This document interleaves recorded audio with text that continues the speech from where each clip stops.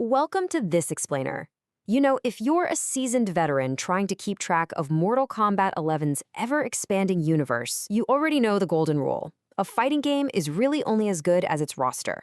So today, we're bringing you a complete categorical guide to navigating this massive lineup of fighters, pulling straight from IGN's breakdown. We're going to look at how to approach all of this game's combatants, going from the base game legends you know and love, all the way to some of the absolute wildest guest appearances you can imagine. Okay, let's dive right into this. The original guide puts it perfectly, saying, the MK11 character list is comprised of many returning fighters, as well as a few new faces to the mix, and includes a few Mortal Kombat characters that must be unlocked or downloaded. Essentially, we're looking at a carefully curated mix here. We've got the absolute legends, some really ambitious newcomers, and a few hidden invaders thrown in just to keep the gameplay feeling super fresh.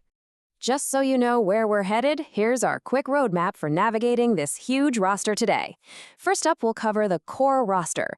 Then we'll move on to the downloadable and unlockable characters. Third, we'll check out the Combat Pack 2 editions.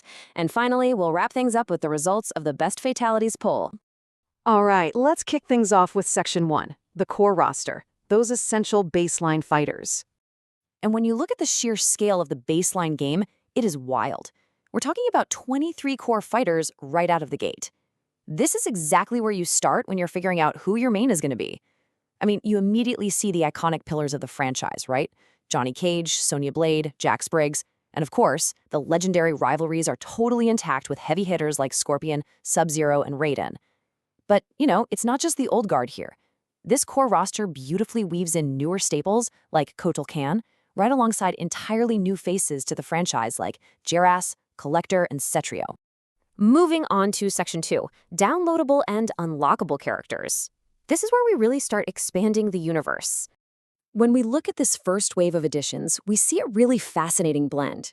You have unlockables and DLC that bring some truly classic villains back into the fray. I'm talking about the fearsome Shao Kahn and the always treacherous sorcerer Shang Tsung. We also get the return of franchise veterans like Frost, Nightwolf, and Sindel. But, just think about that last addition there. Spawn. Literally Spawn. This is exactly where Mortal Kombat 11 really starts to flex its crossover muscles, pulling in this beloved ultra-dark comic book icon to just trade brutal blows with the likes of Raiden and Scorpion. It's awesome. Now, what's really interesting about this wave are the bold surprise crossover properties. We get the Terminator T-800 and the Joker. No joke. By adding an iconic, time-traveling movie Cyborg, and let's be real, arguably the most famous comic book villain of all time, the game's roster essentially transforms into this incredible sandbox of pop culture heavyweights. It completely changes the dynamic of who you can pit against each other. Let's move to Section 3 and see how this builds with the Combat Pack 2 editions. More variety and a whole lot of nostalgia.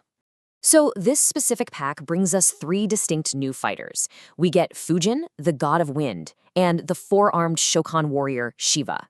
Both of these are massive fan favorites from the classic eras of MK. But then, once again, the roster just throws us a brilliant curveball with RoboCop. Think about the implications of this. Because of this addition, you can now officially set up a Terminator versus RoboCop dream match right there inside Mortal Kombat 11. It's pretty wild. It's just a perfect example of how these DLC additions are designed to create these moments of pure nostalgic joy for the players. Finally, we arrive at Section 4, the Best Fatalities poll. Let's look at the community's choice. This whole massive roster really prompts the ultimate question: which character actually has the best fatalities in Mortal Kombat 11? With dozens of fighters, ranging from cryomancers and thunder gods to literal comic book clowns and cyborgs, who actually reigns supreme when it's time to finish the fight? I want you to think about your own favorite right now. Who do you think the community ultimately elevated to the top of the Bloody Mountain? So the crucial point here is that according to the IGN community poll, the ultimate duel for the best fatalities came down to these 2 contenders, Shang Tsung versus the Joker. It's amazing. On one side, you have the classic soul-stealing sorcerer from the very original Mortal Kombat mythology, and on the other side, the ultimate agent of chaos himself, guest starring straight from the DC universe. This matchup honestly perfectly encapsulates the dual nature of MK11's roster, right?